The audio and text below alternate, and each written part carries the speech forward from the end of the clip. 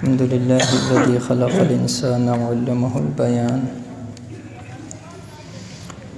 وأنزل له القرآن وجعله شفاء وهدى ورحمة لذوي الإيقان ونشهد أن لا إله إلا الله وحده لا شريك له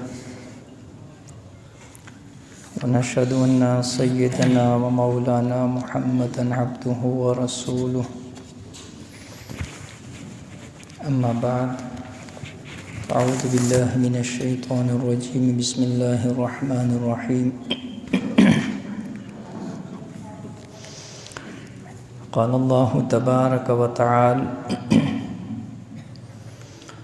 وإذ قال لقمان لابنه وهو يعظه يا بني لا تشرك بالله إن الشرك لظلم عظيم وقال النبي صلى الله عليه وآله وسلم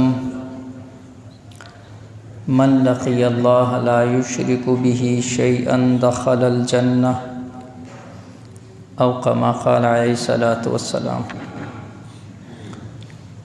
إن الله وملائكته يصلون على النبي يا أيها الذين آمنوا صلوا عليه وسلموا تسليما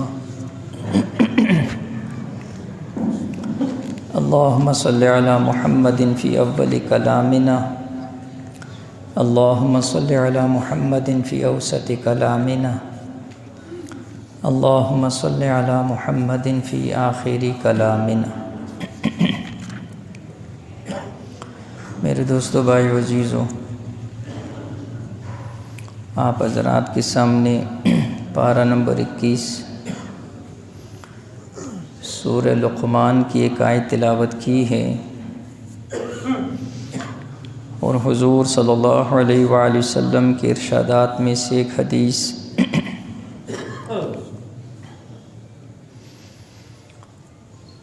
اس آیت اور اس سے آگے جو مضمون ہے،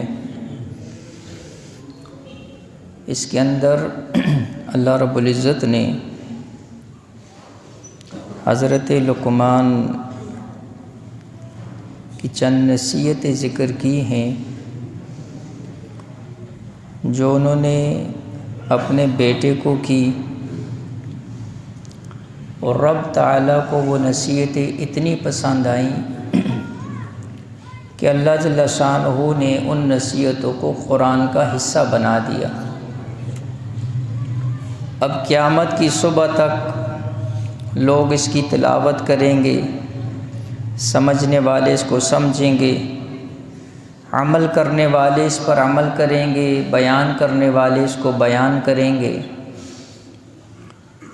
اور جس نے ان نصیحتوں پر عمل کر کے اس کو اپنی زندگی کا حصہ بنا لیا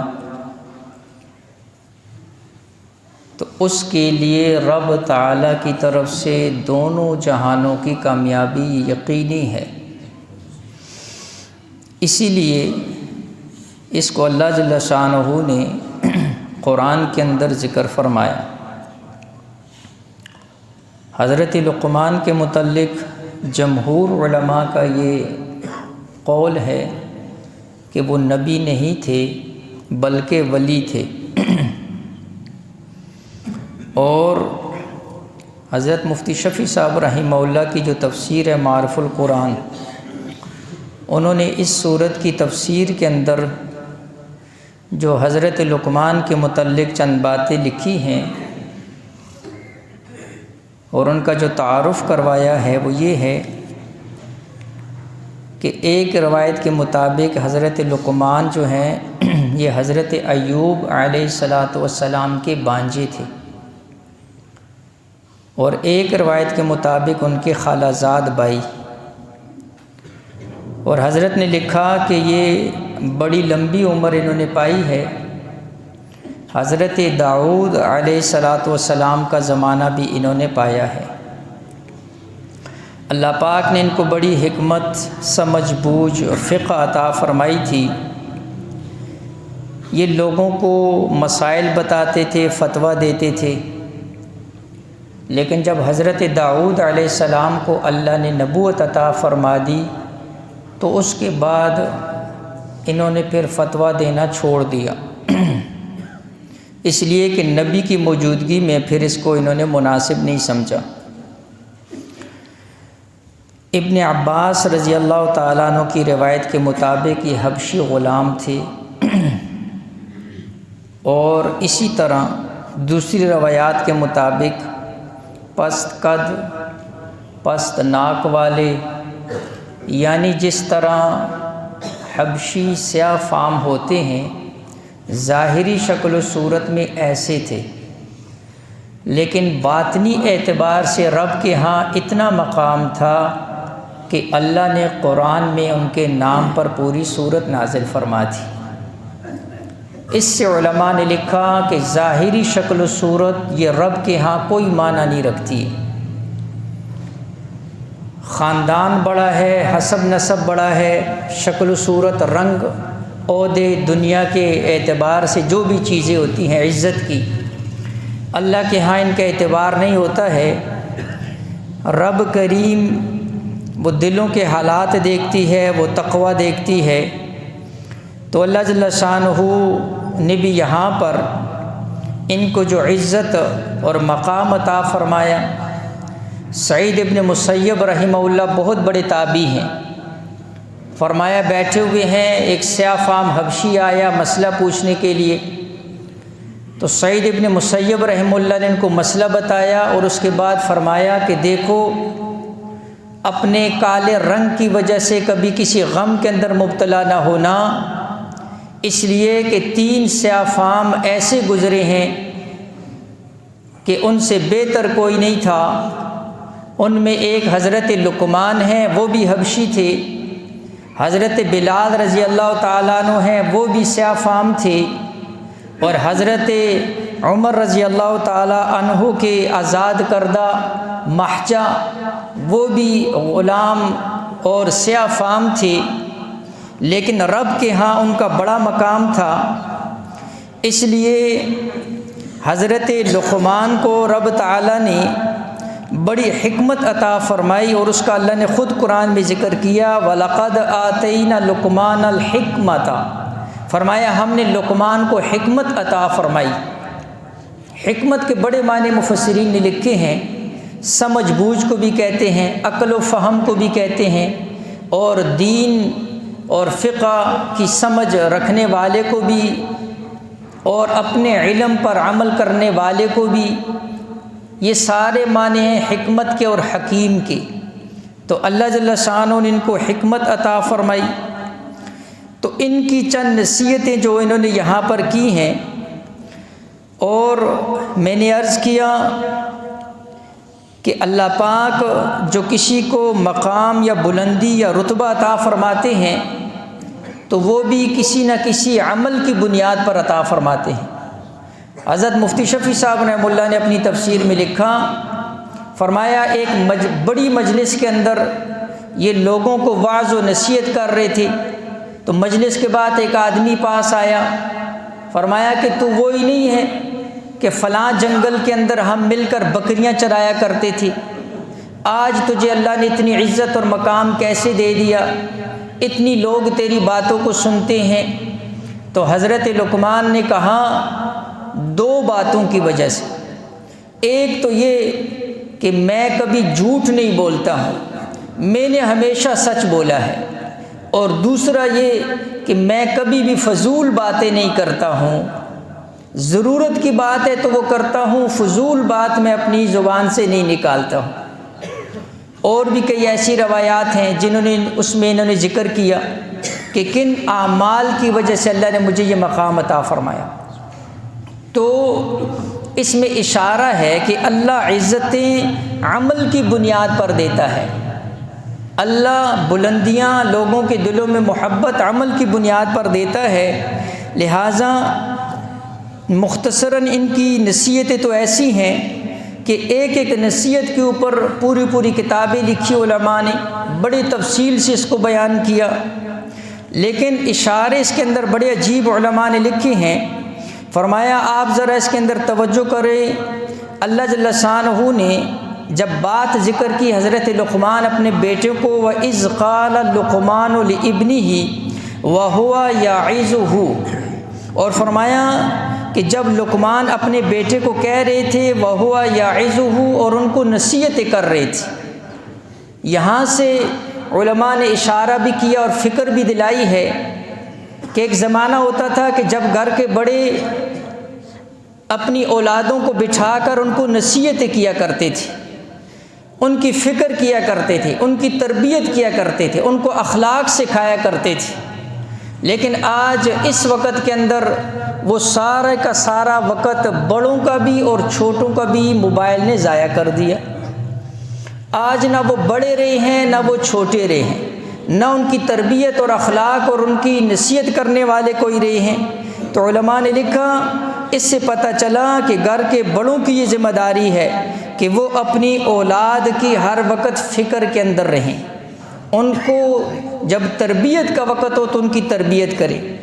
اور انداز دیکھیں، یا بنیا، یا بنیا کا لفظ اس بات کی طرف اشارہ کر رہا ہے، اس کا مطلب مفسرین نے لکھا کہ صرف یہ نہیں ہے کہ اے میرے بیٹے، بلکہ یا بنیا کا جو ترجمہ مفسرین نے لکھا، اے میرے پیارے بیٹے، اے میرے لخت جگر، اے میرے جگر کے ٹکڑے، یہ معنی بنے گا۔ یعنی جب اپنی اولاد کو نصیحت کرو تو اس نصیحت کے اندر انداز جو ہونا چاہیے وہ بڑا میٹھا ہونا چاہیے، انداز جو ہونا چاہیے وہ نرمی والا ہونا چاہیے، انداز جو ہونا چاہیے وہ عزت والا ہونا چاہیے۔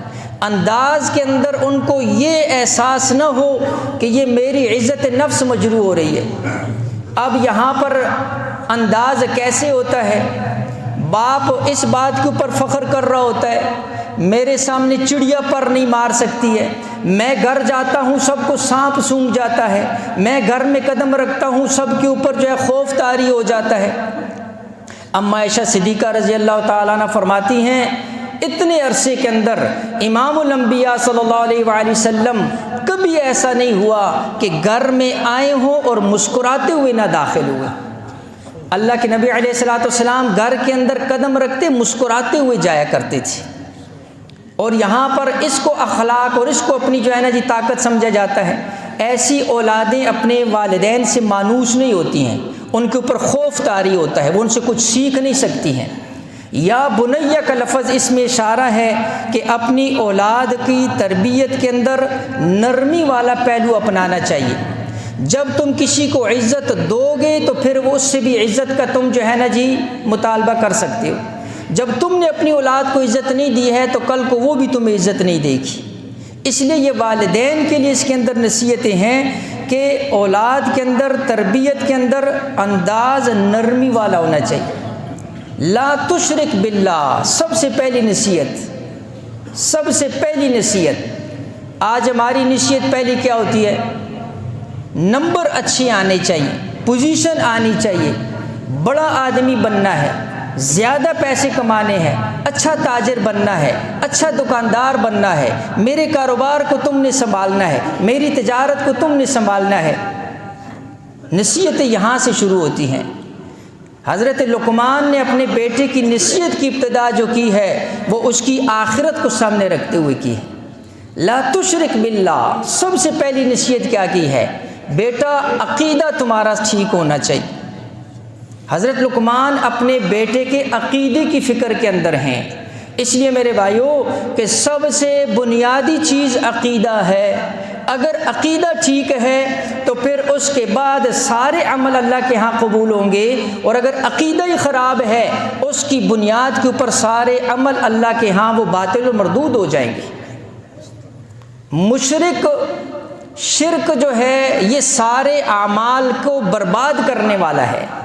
اللہ کے ساتھ کسی کو شریک ٹھہرانا یہ سارے نیک اعمال کو جڑ سے کاٹنے والا ہے۔ اس لیے سب سے پہلے حضرت لقمان اپنی اولاد، اپنے بیٹے کے عقیدے کی فکر کے اندر ہیں۔ اور یہ جو جس زمانے کے اندر میں اور آپ جس زمانے سے گزر رہے ہیں، یہاں تو ہر طرف کفر، الحاد، ایسے ایسے فتنے، ایسی ایسی شکلوں کے اندر، ایسے ایسے نئے نئے جو ہے نا جی ریسرچ کی وہ ظاہری ان کے اوپر لبادے اوڑے ہوئے، اور اپنے آپ کو جو ہے جدید اسکالر اور پتہ نہیں کیا کیا نام دے کر ہمارے نوجوان طبقے کو گمراہ کر رہے ہیں۔ الحاد کا فتنہ اتنا زیادہ ہو گیا کہ آپ تصور نہیں کر سکتے۔ اللہ کی ذات کا انکار اس وقت سب سے زیادہ عروج کے اوپر ہے یہ فتنہ۔ لوگ اللہ کی ذات کا انکار کر رہے ہیں، نعوذ باللہ، اور ہمارے نوجوانوں کے ذہنوں میں سوال ایسے ایسے ڈالے جا رہے ہیں، ایسے ایسے وسوسے ڈالے جا رہے ہیں کہ اللہ سے نعوذ باللہ پہلے کیا تھا؟ جب یہ کائنات بنی اس وقت نعوذ باللہ اللہ کہاں تھا؟ اللہ تو مکان سے اور وقت سے ان چیزوں سے پاک ہے۔ میں صرف اشارہ کر رہا ہوں، یہ بڑا ایک لمبی جو ہے نا جی ایک پورا موضوع ہے، میں عرض کر رہا ہوں۔ اس لیے اس سے علماء نے لکھا، اشارہ ہے اس بات کی طرف کہ اپنے اولاد کے اوپر نظر بھی رکھو، کہیں کسی کفر شرک کے اندر نہ پڑ جائے، کسی غلط نعرہ اس کی منہ سے نہ نکل جائے، کسی غلط جگہ ماتھا ٹیکنے والا نہ بن جائے، کسی غلط بندے کو حاجت روا مشکل کشا نہ سمجھ لے، کسی غلط جگہ جا کر اپنی حاجتیں نہ مانگنا شروع کر دے، کسی غلط سوسائٹی اور لوگوں کے اندر اور دوستوں کے اندر بیٹھ کر اس کا عقیدہ کہیں کفریہ شرکیہ نہ ہو جائے۔ اس لیے فرمایا سب سے بنیادی چیز، فرمایا لا تشرک باللہ، اے میرے پیارے بیٹے اللہ کے ساتھ شرک نہیں کرنا ہے، ان الشرک لظلم عظیم، فرمایا شرک سے بڑا اور کوئی ظلم نہیں ہے۔ ظلم کس کو کہتے ہیں؟ وضع الشیء فی غیر محلی، کسی چیز کو، ایک چیز کی ایک جگہ ہے اس جگہ سے اٹھا کر کسی اور چیز کے اندر استعمال کرنا۔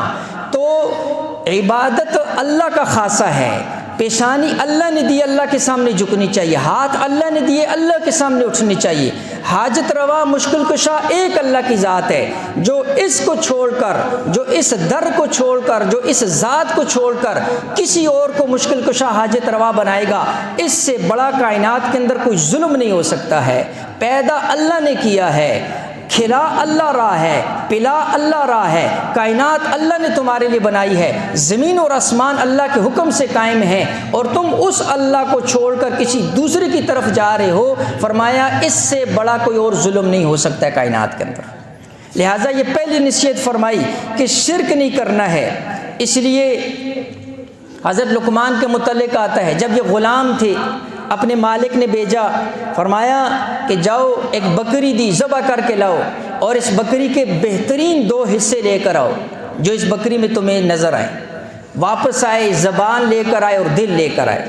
پھر کسی موقع پر بکری دی، ذبح کر کے لاؤ، بدترین 2 حصے لے کر آؤ۔ واپس گئے، زبان لے کر آئے اور دل لے کر آئے۔ مالک نے کہا بہترین بھی زبان اور دل اور بدترین بھی زبان اور دل۔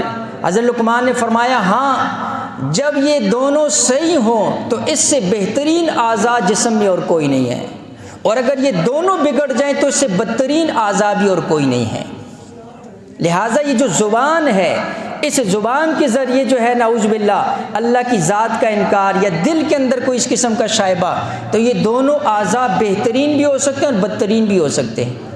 تو میں نے عرض کیا یہ حضرت لقمان کی نصیحتوں میں سے پہلی نصیحت۔ آگے اللہ پاک نے شرک کی یعنی مذمت کے طور پر بطور مثال آگے ذکر کی، وَوَصَّيْنَا الْإِنسَانَ بِوَالِدَيْهِ، لمبی تشریح مختصر عرض کرتا ہوں۔ حضرت اللہ پاک فرماتے ہیں کہ انسان کو یعنی وصیت کی گئی اس کے والدین کے حوالے سے، پھر خاص کر اللہ پاک نے والدہ کا ذکر کیا، حملتہ امہ وہنا علی وہن، اس کو 9 ماہ اس کو پیٹ کے اندر رکھا، وفصالہ فی عامین، پھر 2 سال اس کو دودھ پلایا، پھر اس کے بعد فرمایا اپنے والدین کا اور خاص کر والدہ کا شکر گزار رہو۔ اس سب کو بیان کرنے کے بعد اللہ جل شانہ فرماتے ہیں وَإِن جَاهَدَاكَ عَلَىٰ أَن تُشْرِكَ بِي مَا لَيْسَ لَكَ بِهِ عِلْمٌ، کہ والدین کا تیرے اوپر اتنا بڑا احسان ہے، اس احسان کو سامنے رکھتے ہوئے بھی اللہ پاک فرما رہے اگر وہ والدین بھی تجھے شرک کی بات کریں یا اللہ کے ساتھ غیر اللہ کو شریک کرنے کی بات کریں تو اللہ جل شانہ فرماتے ہیں فَلَا تُطِعْهُمَا، ان کی بھی اطاعت تم نے نہیں کرنی ہے۔ یعنی دنیا کے اندر اللہ کے بعد سب سے بڑا احسان بندے کے اوپر اس کے ماں اور باپ کا ہوتا ہے۔ جب ماں اور باپ کی بات بھی توحید کے خلاف ہو اور شرک کی دعوت ہو تو ماں اور باپ کی بھی اطاعت جائز نہیں ہے، چاہے جائے کہ کسی دوست کی، کسی جو ہے سوسائٹی یا کسی بندے کی بات سن کر شرک کے اندر پڑ جانا، یہ بہت بڑی جو ہے وہ گمراہی والی بات۔ اور آگے فرمایا کہ یا بنیا انہا، اور اسی طرح انہا ان تک مثقال حبۃ من خردل، یعنی یہاں بھی عقیدے کی اصلاح فرمائی کہ بیٹا اللہ کے علم اور قدرت کو سامنے رکھنا، اللہ سے کوئی چیز چھپ نہیں سکتی ہے، نہ آسمان کی جو ہے چیزیں، نہ زمین کی تہیں، نہ سمندر کی تہیں، نہ کوئی غار، نہ کوئی چیز اللہ سے کسی بھی چیز کو چھپا نہیں سکتی ہے۔ اللہ علیم بھی ہے، اللہ خبیر بھی ہے۔ بیٹا اس چیز کو ذہن کے اندر رکھنا۔ علماء نے لکھا یہ بھی عقیدے کی اصلاح فرما رہے ہیں کہ ہمارے جو ہے فرمایا بیٹے کا عقیدہ ٹھیک ہو جائے، اور اس کے بعد جب عقیدہ ٹھیک ہو گیا پھر عمل کی باری آتی، اعمال میں سب سے بڑا عمل نماز، اس لیے حضرت لقمان نے فرمایا یا بنیا اقم الصلاۃ۔ جب عقیدہ ٹھیک ہو گیا اعمال کے اندر سب سے بڑا عمل جو ہے وہ کس کا ہے؟ نماز کا ہے۔ اس لیے فرمایا نماز قائم کرنی ہے، پڑھنی نہیں ہے، سر سے نہیں اتارنی ہے، جان نہیں چھڑانی ہے۔ اقیم الصلاۃ، نماز کو قائم کرنا ہے۔ لمبا موضوع ہے۔ وَأْمُرْ بِالْمَعْرُوفِ وَانْهَ عَنِ الْمُنْكَرِ، عجیب نصیحت۔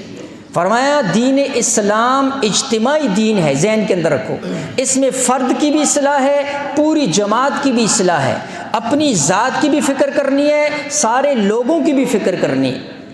یہ اسلام کا امتیازی اسلام کی شان ہے، صرف اپنی فکر نہیں ہے اسلام کے اندر، اسلام کے اندر اپنی فکر کے ساتھ ساتھ دوسروں کو بھی فکر کرنی ہے۔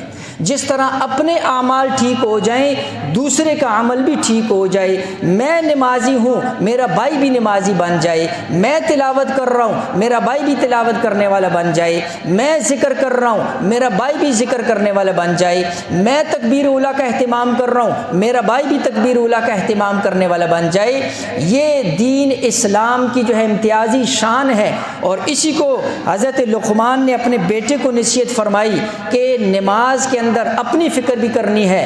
وَأْمُرْ بِالْمَعْرُوفِ، اور اسی طرح فرمایا نیکیوں کا حکم بھی کرنا ہے، وَانْهَ عَنِ الْمُنْكَرِ، اور برائیوں سے لوگوں کو منع بھی کرنا ہے۔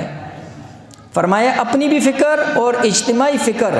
وَاصْبِرْ عَلَى مَا أَصَابَكَ، جب تم دوسروں کی فکر کرو گے، اصلاح کی بات کرو گے، جب تم لوگوں کی امر بالمعروف کرو گے، جب لوگوں کی آخرت کی فکر کرو گے، لوگوں کو دین کی دعوت دو گے، اس میں تمہارے یہ لوگ پھول نہیں بچھائیں گے۔ اس راستے کے اندر ہر جگہ پھول نہیں ہے۔ انبیاء کو اسی وجہ سے تکلیفیں دی گئیں، انبیاء کے جسم کے اوپر آرے چلے ہیں، انبیاء کی گردنوں کو کاٹا گیا ہے، انبیاء کو جو ہے کوڑے لگائے گئے ہیں، ائمہ کرام کی جو جسم کی لاشیں جو ہے وہ جیلوں سے نکلی ہیں، ان کی کلائیوں کو توڑا گیا، ان کی انگلیوں کو کاٹا گیا، اور ان کے اوپر طرح طرح کے مظالم ہوئے۔ امام احمد ابن حنبل رحمہ اللہ 70-80 سال کا بوڑھا ہے، روزانہ جو ہے 60 کوڑے جسم کے اوپر پڑتے تھے ایک مسئلے کے جو ہے بیان کی وجہ سے۔ لہٰذا میں نے عرض کیا کہ یہاں پر جب امر بالمعروف ہوگا پھر لوگوں کی طرف سے عداوتیں آئیں گی، مخالفتیں ہوں گی، پریشانیاں آئیں گی۔ اس لیے حضرت لقمان نے اپنے بیٹے کو نصیحت فرمائی وَاصْبِرْ عَلَى مَا أَصَابَكَ، جب تو دعوت کا کام کرے گا تو تیرے اوپر پریشانی بھی آئے گی، لیکن اس پریشانی کے اندر تم نے پھر صبر کرنا ہے۔ اس لیے داعی جو ہوتا ہے اس کو اپنا دل بڑا رکھنا پڑتا ہے، وہ لوگوں کی کڑوی کسیلیں سنتا ہے، وہ لوگوں کی باتیں سہتا ہے، لیکن وہ پھر بھی ان کی فکر کرتا ہے۔ یہی انبیاء علیہ الصلاۃ والسلام کا جو ہے وہ طرز ہوتا تھا۔ امام الانبیاء محمد مصطفیٰ صلی اللہ علیہ وآلہ وسلم، مکے والوں نے کون سا ظلم نہیں کیا جو حضور علیہ الصلاۃ والسلام، حتیٰ کہ آخر میں مکہ چھوڑنے پر بھی مجبور کر دیا، لیکن فتح مکہ کے موقع پر حضور علیہ الصلاۃ والسلام نے کیا فرمایا؟ آج میں سب کی جو ہے معافی کا اعلان کرتا ہوں۔ یہ داعی ہے، داعی کا یہی جذبہ ہونا چاہیے۔ لہٰذا اور اسی طرح آگے حضرت لقمان اپنے بیٹے کی تربیت، اخلاقی تربیت کر رہے ہیں۔ وَلَا تُصَعِّرْ خَدَّكَ لِلنَّاسِ وَلَا تَمْشِ فِي الْأَرْضِ مَرَحًا، فرمایا جب مجلس میں کسی سے بات کر تو اس کی طرف چہرہ ہونا چاہیے، اس سے چہرہ موڑ کر بات نہ کر، یہ تکبر کی علامت ہے۔